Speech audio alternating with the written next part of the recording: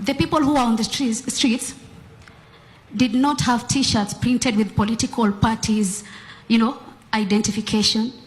Neither did they carry banners that had colors of representation of a political party. Mr. President, allow me to just ask a follow-up question on what my colleague has asked.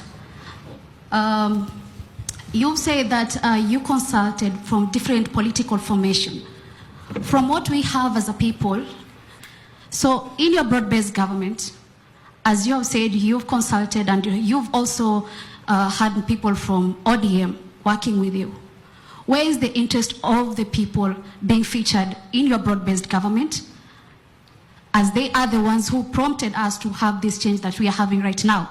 Now, to my question, I want us to just take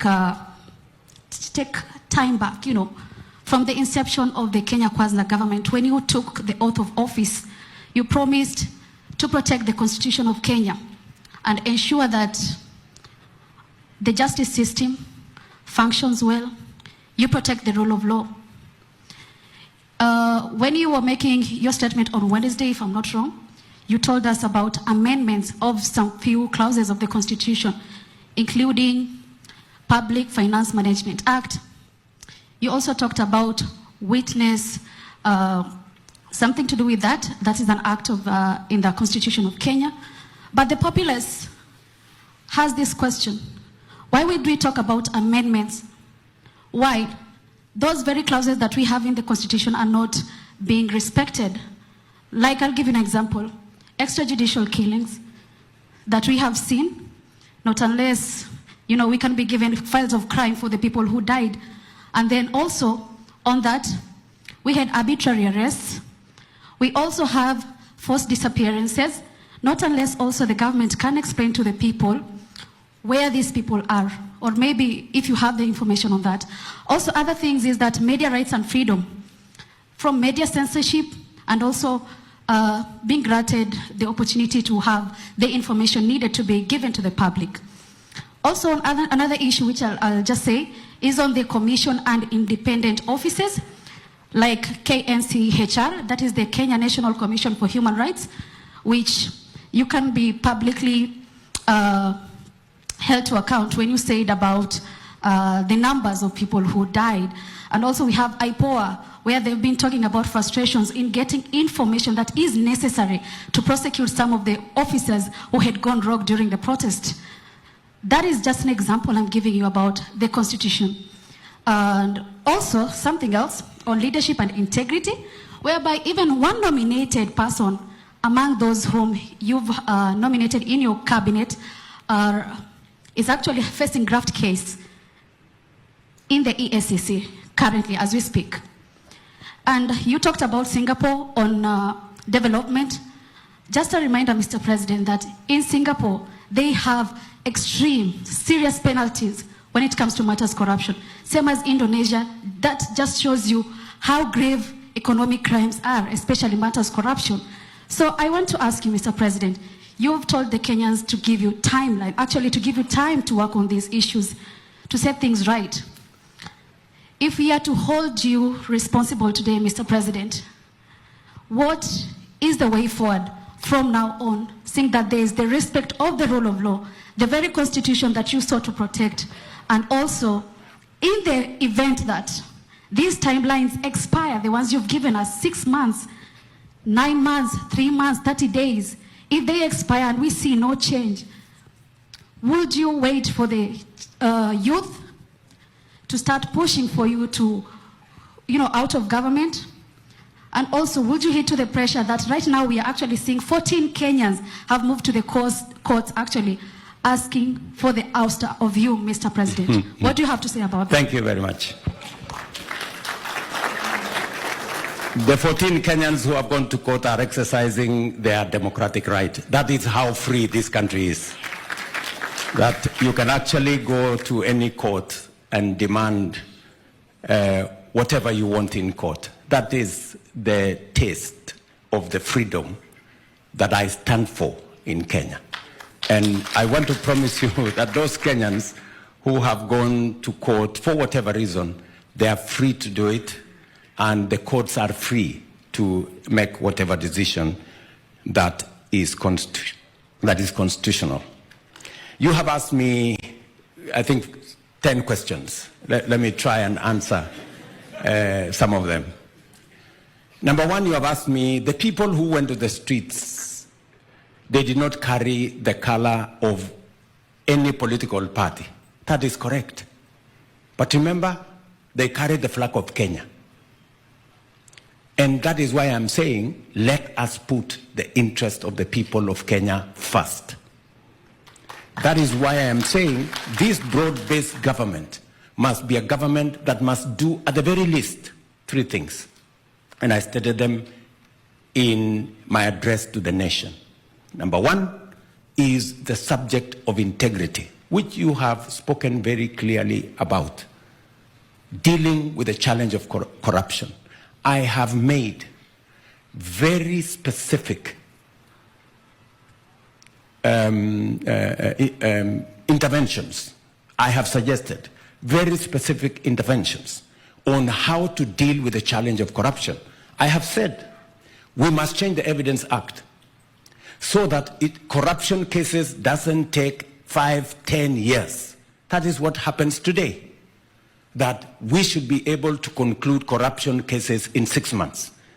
I will be making the proposal to Parliament. I hope Parliament agrees with me so that we can deal with the challenge and monster of corruption firmly and decisively. Number 2, I have given my undertaking to the judiciary. In fact, I had an engagement with the Chief Justice a few days ago on my support, on my administration's support for the judiciary. It is demonstrable. When I came into office, I made sure that the judiciary has sufficient resources to be able to discharge their mandate, to be able to deal with corruption cases, to be able to deal with all the other cases. In fact, I am the president that has sworn in the highest number of judges in the shortest time in Kenya to facilitate the judiciary to be able to discharge their mandate. Because it is said, justice denied is justice, justice delayed is justice denied.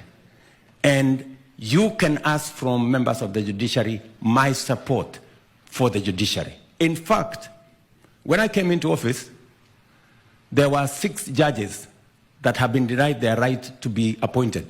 I appointed them the first day when I got into office to demonstrate my commitment to the judiciary.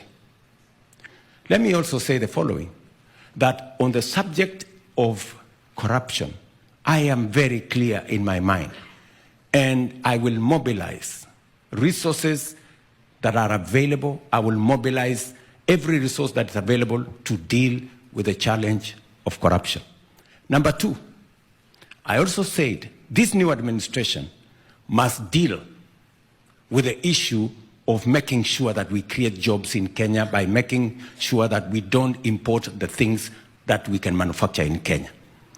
Number 3, I said this new administration I'm setting up must deal with the challenge of making sure that tax expenditure, we spend 400 billion shillings every year of taxpayers' money, paying companies, paying institutions, claiming tax refunds, claiming VAT refunds, in a process that is not thoroughly clear.